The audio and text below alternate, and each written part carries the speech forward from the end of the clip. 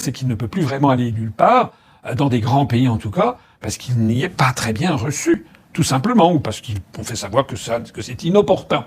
Hein, le voyage en Algérie a été un désastre. D'ailleurs, depuis son voyage en Algérie, on ne cesse que d'avoir des rebuffades venant d'Alger et destinées contre la France. Alors, il fait quoi, Macron? Il fait un petit peu... on a l'impression de François Hollande en fin de mandat.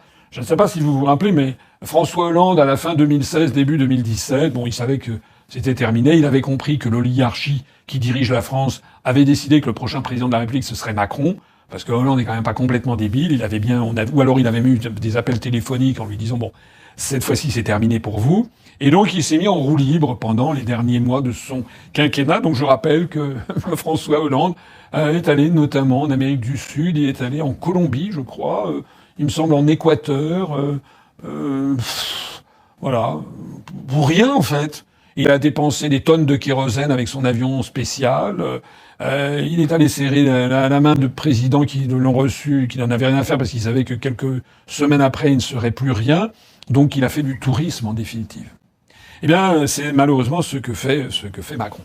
Alors, en ce moment, il collectionne les perles, puisqu'il est allé en Mongolie. Alors, j'ai beaucoup de respect pour tous les peuples du monde. Moi, j'adore les pays étrangers, et je ne trouve pas anormal, par principe, qu'un président de la République française se rende en Mongolie. C'était la première fois.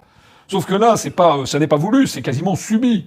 C'est parce que où est-ce qu'il peut encore être reçu par des pays assez pauvres, où il fait encore très éloigné, qui ne connaissent pas très bien la situation en France, et où il fait encore un petit peu illusion, et qui imaginent peut-être qu'ils vont pouvoir gratter quelques sous à la France, alors que nous sommes un pays complètement désargenté. Donc il est allé en Mongolie. Je rappelle que le commerce extérieur de la Mongolie avec la France, ça doit compter pour 0,001% de nos exportations, ça doit être à peu près de ce niveau-là. C'est-à-dire absolument rien. Et quand je dis ça, ça n'est pas encore une fois par mépris ou par volonté de minimiser l'intérêt de la Mongolie, mais c'est un fait. C'est un fait